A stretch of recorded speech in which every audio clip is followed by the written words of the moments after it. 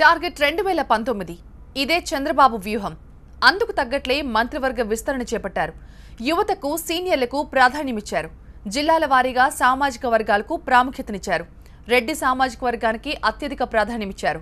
సీమలో పట్టు సాధించడమే లక్ష్యంగా మంత్రి పదవులు కట్టుపెట్టారు చంద్రబాబు. కేబినెట్ కూర్పులో జిల్లాలో సామాజిక వర్గాల వారీగా ప్రాధాన్యత ఇచ్చారు ఏపీ సీఎం చంద్రబాబు. కొత్తవారి ఎంపిక, పాతవారికి ఉద్వాసనలో తీవ్రంగానే కష్టపడ్డారు ముఖ్యమంత్రి. రాబోయేది ఎన్నికల సీజన్ కాబట్టి అందుకు తగ్గట్టు పనిచేసే వారికి ప్రాధాన్యత ఇచ్చారు. విమర్శలు, ఆరోపణలు వచ్చిన వారిని పక్కన పెట్టారు. సామాజిక వర్గాల వారీగా కూడా జాగ్రత్తలు తీసుకున్నారు సీఎం.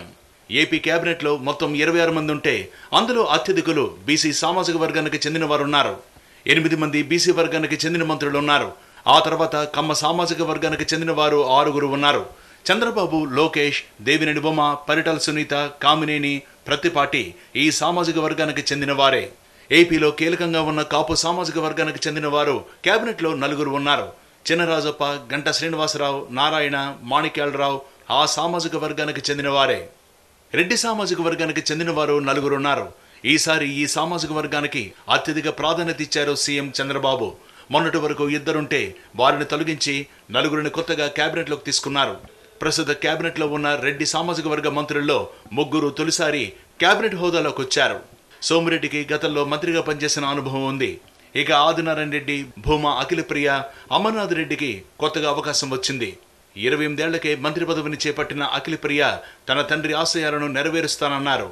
ఎటువంటి సిచ్యువేషన్లో ఉన్నా, ఎన్ని జరిగినా కూడా మరి వాళ్ళు మాకు ఇచ్చిన బాధ్యత మాకు గుర్తుంటాయి కాబట్టి తప్పకుండా మరి ఈ బాధ్యతలన్నీ కూడా గుర్తుపెట్టుకొని కష్టపడి పనిచేసి మరి ఏదైతే హామీలు శోభా నాగిరెడ్డి గారు కానీ, భూమా నాగిరెడ్డి గారు కానీ ఇచ్చారో అవన్నీ కూడా నిలబెట్టడానికి అన్ని ప్రయత్నాలు కూడా చేస్తాను. మరి ఇప్పుడు ముఖ్యమంత్రి గారు నాకు స్టేట్కి సంబంధించిన ఒక రెస్పాన్సిబిలిటీ కూడా నాకు ఇచ్చారు కాబట్టి తప్పకుండా ఆ మూడిటికి న్యాయం చేసేలాగా నేను పనిచేస్తాను.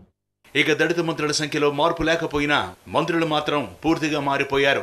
గతంలో ఉన్న పీతల సుజాత, రావెల కిషోర్ బాబులను తొలగించి జవహర్కు, నక్కా ఆనందబాబుకు అవకాశం ఇచ్చారు సీఎం చంద్రబాబు.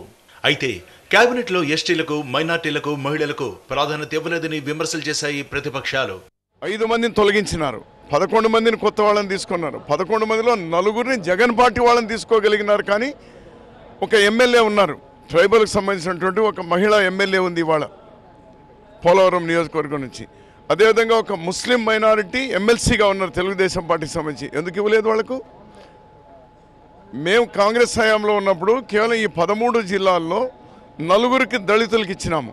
ఈరోజు 2 ఇచ్చినారు, ఉన్న వాళ్ళని కూడా తీసి పారేసినారు.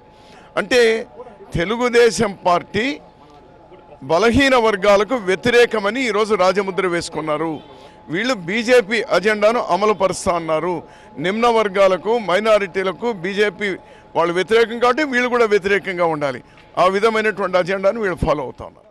తెలుగుదేశానికి అండగా ఉండే బీసీ సామాజిక వర్గానికి చెందిన వారికి అత్యధిక ప్రాధాన్యత ఇచ్చారు చంద్రబాబు. ఈ వర్గం వారు కేబినెట్లో 8 మంది ఉన్నారు. కేఈ కృష్ణమూర్తి, కాలువ శ్రీనివాసులు, యనమల రామకృష్ణుడు, కొల్లు రవీంద్ర, అచ్చెన్నాయుడు, కళా వెంకట్రావు, అయ్యన్న పాత్రుడు, పితాని సత్యనారాయణ ఈ సామాజిక వర్గం తరపున ప్రాతినిధ్యం వహిస్తున్నారు. ఇక ఓసీల్లో సిద్ధ రాఘవరావు వైశ్య, సుజయ కృష్ణరంగారావు వెలమ సామాజిక వర్గానికి చెందిన వారు కేబినెట్లో ఉన్నారు.